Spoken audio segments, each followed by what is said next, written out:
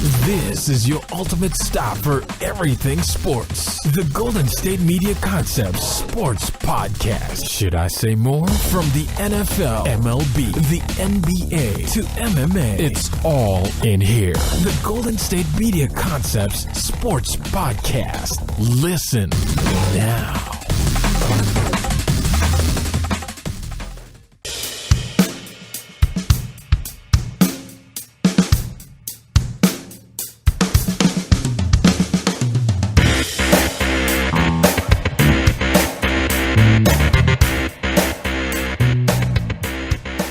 Thank you for listening to the Golden State Media Concepts Sports Podcast, where we discuss all the news in the world of sports. My name is Ben Brown in the studio here on a Monday, I guess you say the day after daylight saving time, the first day where you go back to work. I feel like it's always the hardest because we lost an hour of sleep.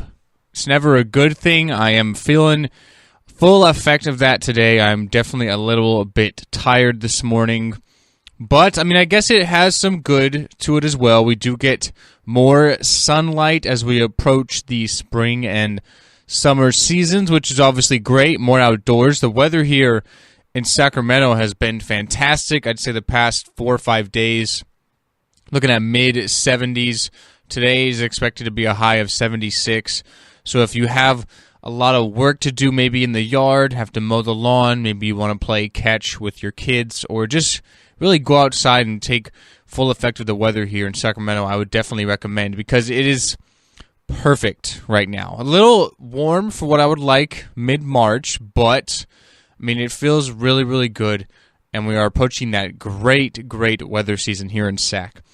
But this is not the weather podcast. This is the sports podcast. We're talking all things sports as always. A lot of the show today going to be dedicated to the NCAA Tournament. Selection Sunday was yesterday. Breaking down the matchups. We're looking at each region here in the first segment. Some of the more intriguing matchups to my eyes. Some of the tougher brackets, the tougher regions. A few teams that maybe should have not gotten left out of the tournament. I'd say primarily Syracuse. I feel like they did get a little snubbed when you look at their resume as opposed to some others. But we'll talk all things college basketball here to start off the show. So let's get right into it. Let's look at each of these regions. So in the East, we have the number 1 seed is Villanova.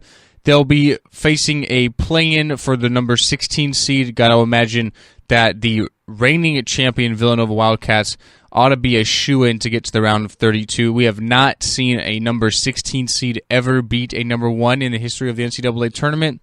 I do feel like it will happen eventually, but for it to happen this year against a team like Villanova, I just don't see it happening.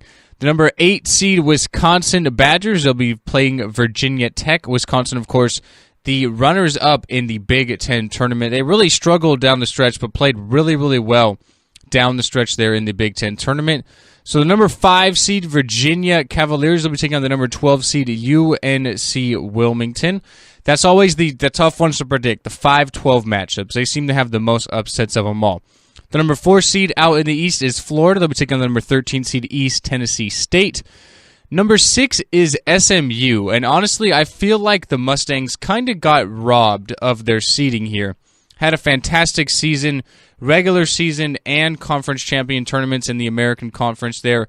To only get a 6 seed is really, really surprising to me, especially since Cincinnati, the team that they did beat yesterday in the conference championship game, and as well as in their conference, also got a 6 seed. I feel like there's a lot of hate for SMU there at number 6.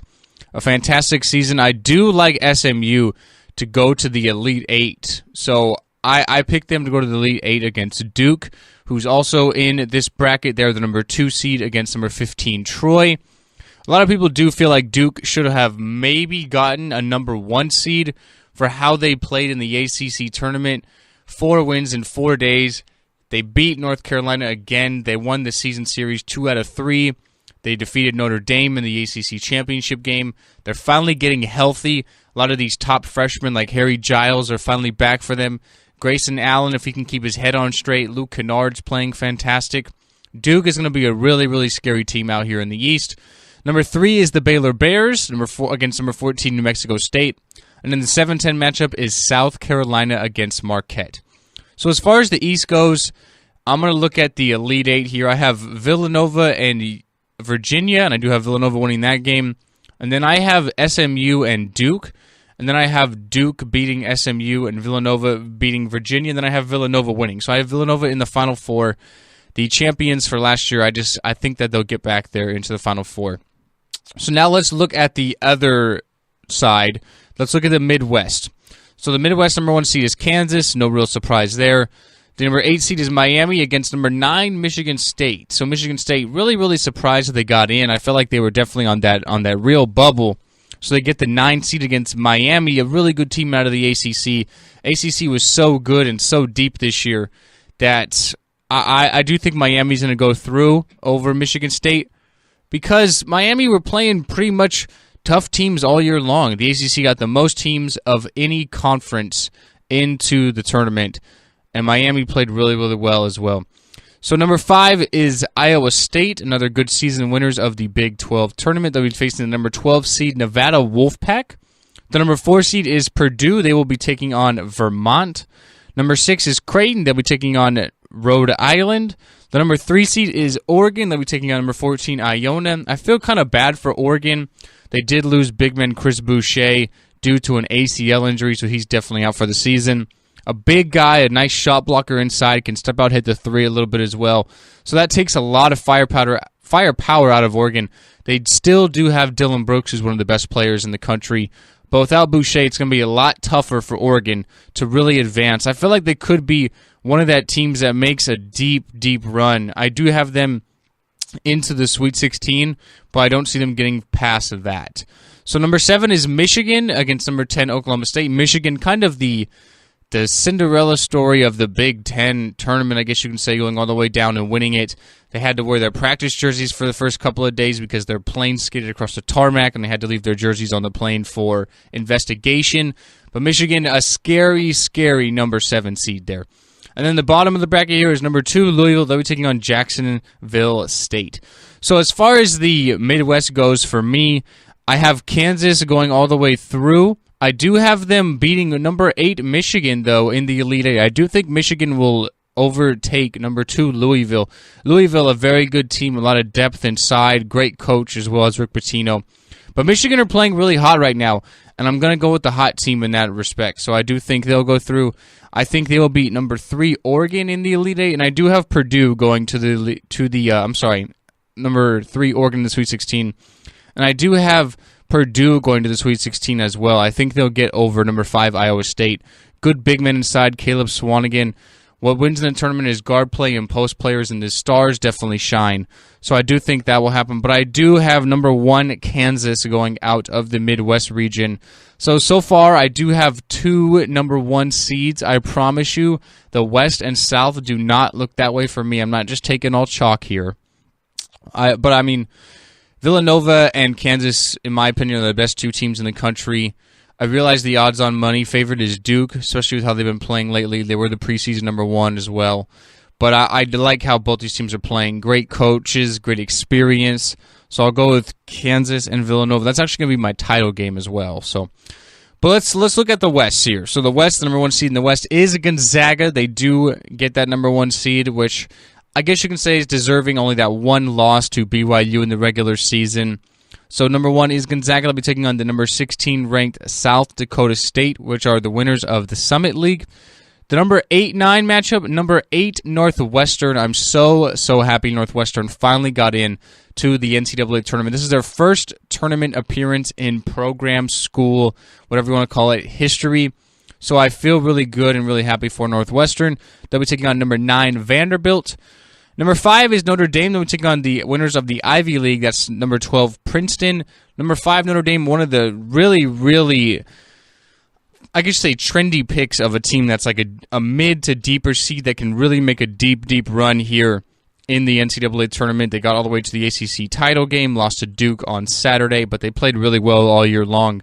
Number 4 is West Virginia, very well coached. The Mountaineers are by Bob Huggins. They'll be taking on number 13 Bucknell. Number 6 is Maryland. Obviously, they have Melo Trimble, one of the best players in the Big Ten this season, against number 11, Xavier. Tough matchup there. Number 3 is Florida State. Kind of a surprise to most people that Florida State did get the number 3 seed. Definitely one of the weaker number 3 seeds. I would have imagined that the Seminoles would have got a number 4 seed. Played really well all year, but I think 3 is a little high. Let me taking on number 14, Florida Gulf Coast. Florida Gulf Coast, definitely one of the surprise teams a few years back. They were a 15th seed. They got all the way to the Sweet 16. They have the most wins in program history this year, winners of the regular season and conference tournament. So they are, I guess you would say, a trendy pick as well for one of those really, really shock, surprising upsets in the first round. Number 7, St. Mary's, the runners-up to Gonzaga there. They'll be taking on number 10, VCU. And then number 2 is Arizona. They'll be taking on number 15, North Dakota. So when I look at the West here, I think it's all about Gonzaga, because Gonzaga all year long, unbeaten, number 1 team in all of the nation. They lose to BYU there at the end. Gonzaga never made it into the Final Four in program history. Is this year they can finally get it done? For me, I'd say that's a no. I do think that Northwestern will beat Vanderbilt, and I think Gonzaga will get through over Northwestern, but I think it'll be a really, really close game. Northwestern are going to be riding a lot of emotions in their first ever NCAA tournament. I think they'll give Gonzaga one hell of a game, but I do think the experience of guys like Nigel Williams-Goss for Gonzaga will really, really benefit them and get them in to the Sweet 16 against West Virginia. I think West Virginia will beat Notre Dame. Notre Dame's definitely a trendy pick, as I mentioned, but I like the experience and coaching of West Virginia with Bob Huggins. Definitely a guy who knows how to get it done, and really, really good come tournament time. And then I have West Virginia beating Gonzaga. I really do. I think this is not the year for Gonzaga. I'm still not a believer in Gonzaga. Until I see it done, I can't really give this team the benefit of the doubt because they haven't proved it yet. We've seen them number 1 seed before, losing in the second round, getting into the Elite Eight sometimes, and just not being able to really push forward. So I'm going to go with West Virginia and against Gonzaga, so West Virginia at the Elite Eight. And I look at the bottom half of the bracket, I think this really shapes up nicely for Arizona. Arizona is my team in the Final Four. Fantastic season this year. I realize Gonzaga did beat Arizona this year, but they did not have Alonzo Trier in that game. It was really, really early in the season. Arizona played fantastic in the Pac-12 tournament, the winners of the Pac-12 tournament as well. I think they'll beat number 6 Maryland. I do think Maryland will upset number 3 FSU, and I do think Arizona will go on to defeat West Virginia. So I do have Arizona in my Final Four. So that's 3 of them done. Let's look at the last one here. It is going to be the South, and by far, the South is the toughest region in my eyes. When you go through these names, listen to some of these names. You're going to have the number 1 seed being North Carolina, the number 2 seed being Kentucky, and the number 3 seed being UCLA. That is absolutely tough. It doesn't get any tougher than that. North Carolina will take on Texas Southern, the 16 seed. The 8-9 matchup is Arkansas and Seton Hall. Tough one to predict there. Number 5 is Minnesota against number 12, Middle Tennessee. You will, of course, remember Middle Tennessee was the number 15 seed last year, the upset number 2, Michigan State in the first round. Another fantastic season for Middle Tennessee. Number 4 is Butler against number 13, Winthrop. Winthrop, one of the better mid-majors. Number 6 is Cincinnati. I talked about Cincinnati with SMU. I'm surprised that SMU, I feel like they really got shafted on their seeding this time. And then number 11, they'll be playing the winner of Wake Forest versus Kansas State. Number 3 is UCLA. As I mentioned, they'll be taking on the number 14 seeded Kent State Golden Flashes. Number 7 is Dayton, the winners of the A10. They'll be taking on number 10, Wichita State. This by far in the first round of a game of a neutral fan base that you want to look at. I think this might be the game of the first round here. Dayton and Wichita State, 2 of the better mid-majors. You think about Wichita State, they finished 30-4. To get a number 10 seed, I think is a little harsh. I feel like they could have gotten a lot better. I feel like they could have easily been a 7 seed playing a fellow number 10. But nevertheless, this ought to be a great game. It shoots up nicely. I do think Dayton will get over Wichita State just barely. I do love the experience and coaching of Greg Marshall with Wichita State. But this Wichita State team is not the same that we've seen in the last couple of years. They're still very talented, though. But I think Dayton will go on to face Kentucky. I do like Kentucky to match up against UCLA there in the Sweet 16. I think that ought to be a fantastic game. UCLA did beat Kentucky earlier in the season, you will remember. And I do think they'll beat them again. I have actually UCLA going all the way to the Final Four. I just love UCLA. Gotta love Lonzo Ball, Bryce Alford, Isaac Hamilton, inside TJ Leaf. If UCLA can knock down shots consistently in this tournament, they could honestly win it all because they have one of the best offenses in the country. It's going to be all about how their defense plays. I think they'll go up against North Carolina in the Elite Eight, and I think that UCLA will just get it done. I really do. I got to go with UCLA. I think they're going to be fantastic. So when you look at the Final Four, of course, it's going to be, according to my bracket, you're looking at Kansas and UCLA, and then Villanova and Arizona. I have Kansas and Villanova going on. I have Kansas winning it all. I realize Kansas are one of those teams that seem to always be fantastic and kind of don't live up to the hype, kind of let us down. But I think this is going to be different. A lot of experience with Frank Mason III, Josh Jackson. I like Kansas to go all the way over Villanova, 68-64. So that's the NCAA tournament for you. I guess the one surprise team that did get left out is Syracuse.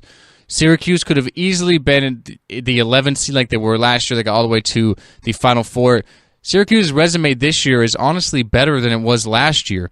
They have 3 wins over top 10 teams. They went 10-8 in the ACC, which I mentioned is by far the toughest conference in college basketball. So I felt like I really would have put Syracuse in over a team like maybe USC. USC's playing Providence in one of the play-in games, one of the first 4 games. That is going to be on Wednesday. So I feel like that team could have easily been Syracuse. Had a better resume this year than they did last year when they did make the tournament. And I think the committee definitely looked at some of the losses because USC only had a couple of bad losses. Syracuse had a lot of them, looking at losses maybe like UConn, St. John's, Boston College. Syracuse had a lot of bad losses, and I think that's what's holding them out of the tournament this year. But with the exception of just Syracuse, I don't think there's really any teams that maybe got left out that shouldn't have. I would have maybe seeded some teams differently, but honestly, it's not going to matter. The tournament's always fantastic. And I'm really, really excited for Thursday and Friday leading into the weekend so we can see some of these games. And we'll always keep you updated here at the GSMC Sports Podcast and also as the GSMC Basketball Podcast. If you want to get a more in-depth look at all things basketball, make sure you tune into that with myself and Pauline. We'll take our first break of the show. After the break, we're going to talk about NBA news. Does anybody want to win the West? And the Cavs are still struggling. All that and more right after the break at the GSMC Sports Podcast. Tired of searching the vast jungle of podcasts? Now listen close and hear this out. There's a podcast network that covers just about everything that you've been searching. Hey! The Golden State Media Concepts Podcast Network is here. Nothing less than a podcast bliss with endless hours of podcast coverage. From news, sports, music, fashion, cooking, entertainment, fantasy, football, and so much more. So stop lurking around and go straight out to the Golden State Media Concepts Podcast Network. Guaranteed to fill that podcast itch. Whatever it may be. Visit us at www.gsmcpodcast.com. Follow us on Facebook and Twitter, and download us on iTunes, SoundCloud, and Google Play.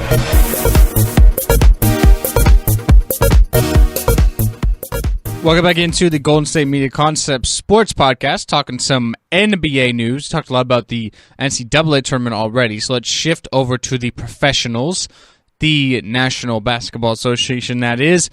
We got a lot of news coming out of the weekend. Obviously, going into the weekend, the headliner was the Warriors and the Spurs game, but it didn't really work out that way. So Kawhi Leonard was diagnosed probably to be out Friday afternoon because he's in concussion protocol. Got some concussion symptoms in their last game. And then, LaMarcus Aldridge, Saturday morning, kind of had the bomb dropped on him and the rest of the Spurs organization.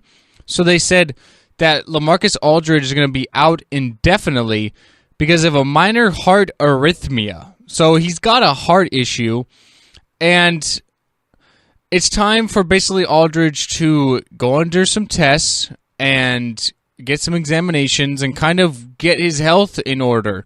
So now you have one of the best two players from the San Antonio Spurs injured for quite some time. Indefinitely. We're not really sure exactly how long it's going to be. This is really, really bad because you already had KD with the Warriors out. That opened the door for San Antonio. Now the door's kind of being shut without LaMarcus Aldridge. It's going to be really, really tough. I mean, this is the Spurs after all. They still do have Kawhi Leonard, of course. But it's going to be really, really tough. I mean, the Warriors have really been struggling without Kevin Durant. The Spurs did win on Saturday because Steve Kerr decided to rest all of his guys. He rested Draymond Green, Andre Iguodala, Klay Thompson, Steph Curry. He rested everyone in hopes that a little bit of rest and kind of a day off would get his guys back ready and focused because they've been playing really bad, as I mentioned. They've lost 3 in a row. In their last 10 games, they're 5-5 for a team that's only got 14 losses, and now they only sit half a game ahead of San Antonio. It's kind of all falling apart for the Warriors without Kevin Durant, and they gave up a lot to get him. I mean, they lost a lot of depth to get KD, and now we're seeing the effects of that. But without LaMarcus Aldridge, and who knows exactly how long he would be out. With Kevin Durant, we know he's going to get re-examined in about a couple of weeks now. If everything goes according to plan, then he will be back, I'd say 3 weeks, 4 weeks at most, ready for the playoffs. With Aldridge with a heart condition, you really just don't know. That it's definitely really tough to gauge exactly how long he could be out. So I guess the team that benefits the most from this is probably the Rockets, although I don't think they're going to chase either Golden State or San Antonio because they are 6.5 back. They're not going to catch up to them. But come playoff time, if maybe KD is still not fully 100% and playing on a bad knee, or if Aldridge is still out for the Spurs, then it could benefit the Rockets because they're still there. They're still capable of scoring with the best of them. I mean, they're averaging 115 points a game. The Warriors are averaging 116. So they can definitely score as good as the Warriors can, and they might have more firepower if the Warriors have an injured KD. But things are not going too well in the Western Conference. I mean, who wants to win it? I mean, the Warriors are obviously you don't prepare for injuries, and you don't have them on purpose and everything, but I mean, it's like, who wants to win it? Everyone's kind of just like almost giving it away, you know what I mean? So, and then you look on the Eastern Conference side, and the Cavaliers are still struggling. In their last 10 games, they are 4-6, and they lost again last night to James Harden's triple-double in the Houston Rockets. They lost 117 to 112. Things are not going too well, and then they have teams chasing them in the Eastern Conference. The Wizards are 2 games back. The Celtics are 2 games back. I mean, things are not going too well for the 3 teams that are the favorites to win it all. I mean, I got to imagine that the Cavaliers are going to right the ship. They do have J.R. Smith back. They'll get Kevin Love back sooner rather than later. And I think he'll be a lot better with KD and the Warriors, and with LaMarcus Aldridge and the Spurs. They're kind of up in the air still. You don't really know exactly how well they're going to regroup. So I got to think the Cavaliers are looking the best right now of these 3 teams, but it's still not all that great. And you could argue that the Cavs have a tougher competition in the East. Toronto is the 4th seed right now, so looking at a second-round matchup there, that ought to be a tough one as well for Cleveland with the backcourt play. They'll get Kyle Lowry back for the playoffs, so I mean, things aren't really looking good for some of these top 3 teams in the NBA. And I think the Warriors are kind of like, they know they're in a good situation. Steve Kerr knows, okay, I'm looking at worst the number 2 seed without the number 2 player in the whole entire world in Kevin Durant. I'm going to kind of take it easy for a sec, cool the jets, calm everybody down, and get us back playing good basketball because it's still a good team. You still have Draymond Green, you still have Steph Curry, you still have Klay Thompson. Fantastic players, but I think it's kind of like, oh my God, where's Kevin? Like, what are we going to do now? And they're kind of panicking a little too early. And that's kind of where the Spurs can catch up. But without Aldridge, it's going to be really, really tough. He's got a heart injury. They did win on Saturday without him, but of course the Warriors weren't the Warriors on Saturday. It was basically a matchup of the backups. So it's going to be interesting to see what happens these last 20 or so games here in the NBA. And I'm really looking forward to it. I hope these teams can get healthy. I want to see all these teams ready for the postseason and healthy, because it just wouldn't be the same if the Spurs had to play the Warriors without LaMarcus Aldridge or without Kevin Durant on the other way around, and the Cavaliers having to go through the East, which is kind of top-heavy, without Kevin Love or a still banged-up J.R. Smith. So I really hope that's not the case, and I hope everyone can sort of right the ship and we can go back to having a great competitive postseason, because I'm really excited for the postseason. I think it ought to be really, really good, really entertaining, and I really can't wait. So it's going to be nice. We'll take our last break of the show. After the break, we're going to talk some NFL free agency news. A lot of the big names have already signed, but there are still some names out there. Talk about who they are, updates on the Tony Romo's situation in Dallas, and who signed over the weekend. Some big names, some big guys did get some deals.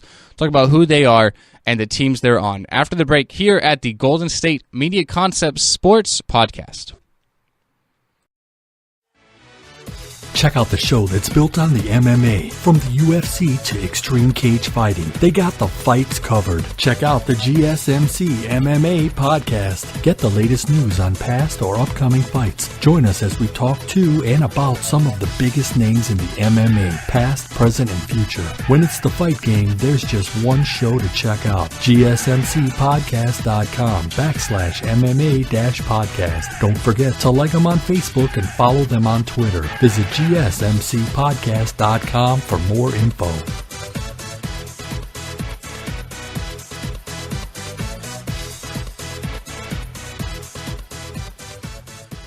Welcome back into the Golden State Media Concepts Sports Podcast. Yesterday, the United States in the World Baseball Classic get a shutout victory over Canada to advance into the second round of the WBC.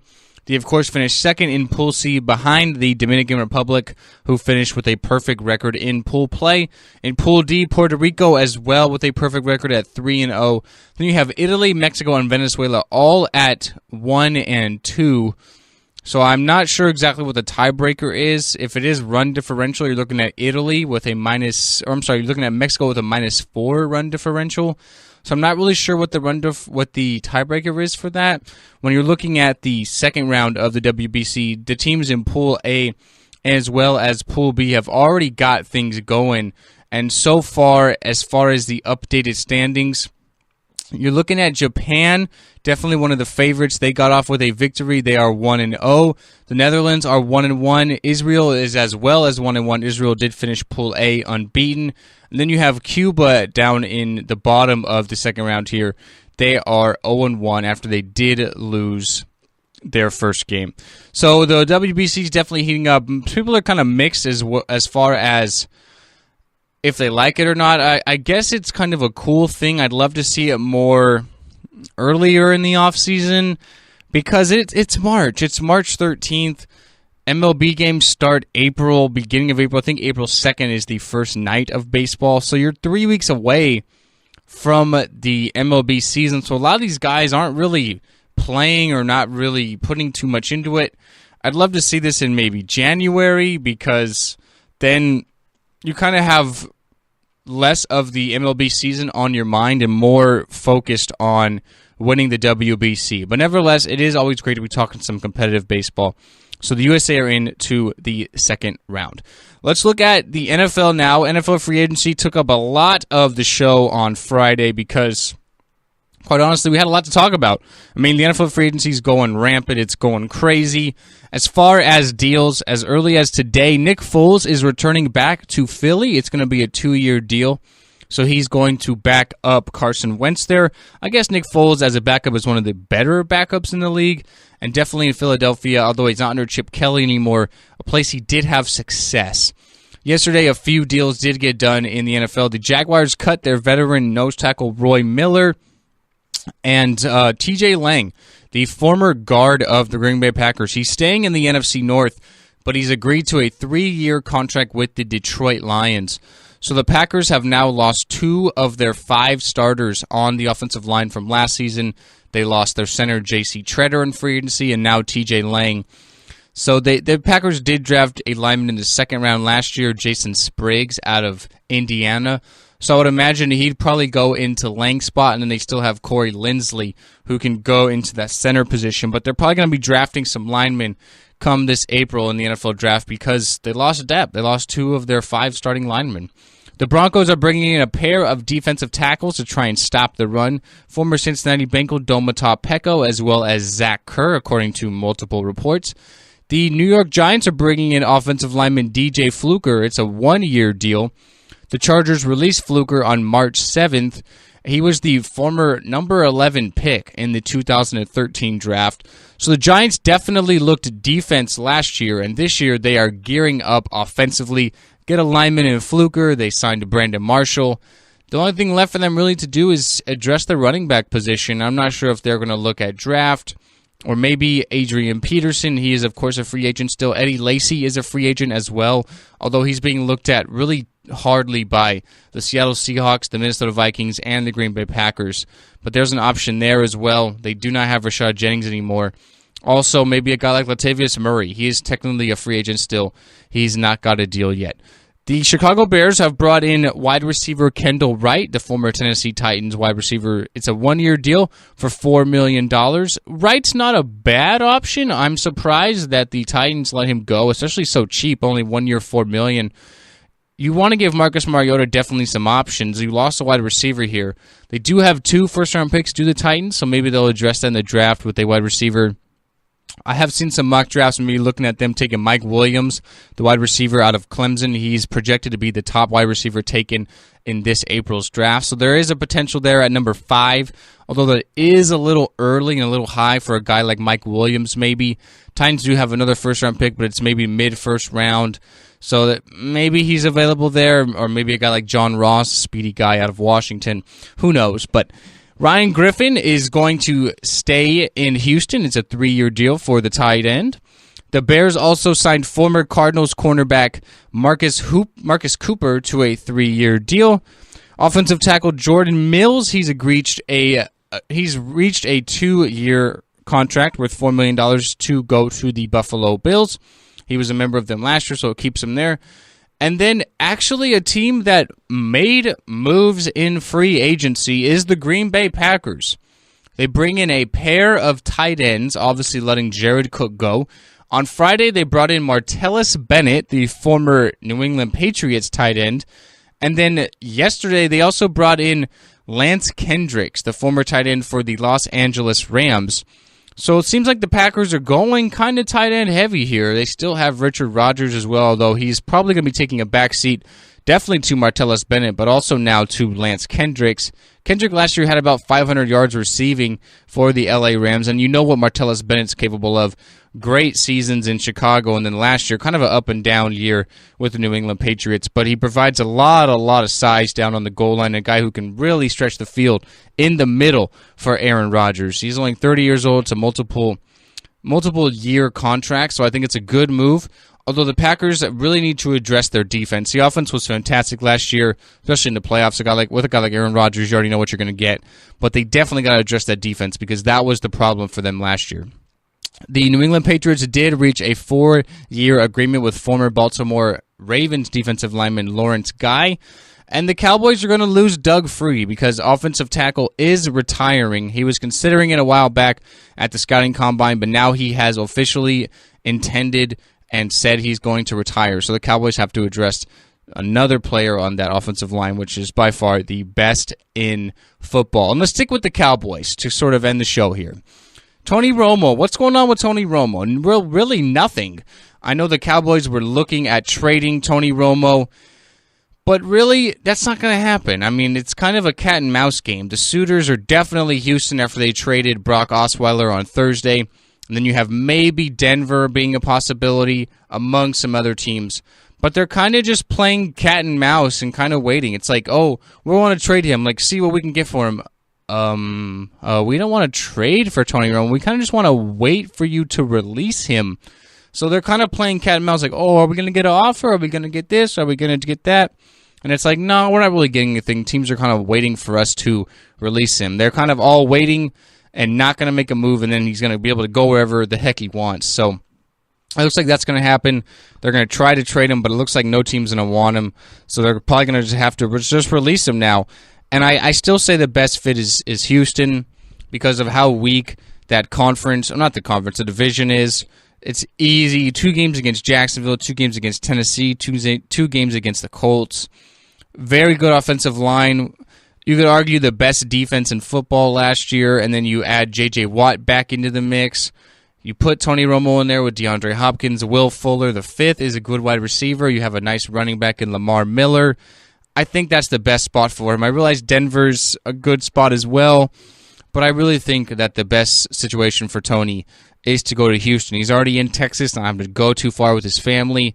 And I think that's ultimately where he's going to end up because the Texans need a quarterback more than ever because they finally got rid of that Brock Osweiler contract. I'm sure they'll take Romo. Hopefully he can stay healthy. Potentially take a quarterback in the draft this year if they like one, or if not, wait till next year. There's going to be a lot of good quarterbacks coming out next year. So I think he's going to go to Houston, and it's just a matter of time before the Dallas Cowboys release him.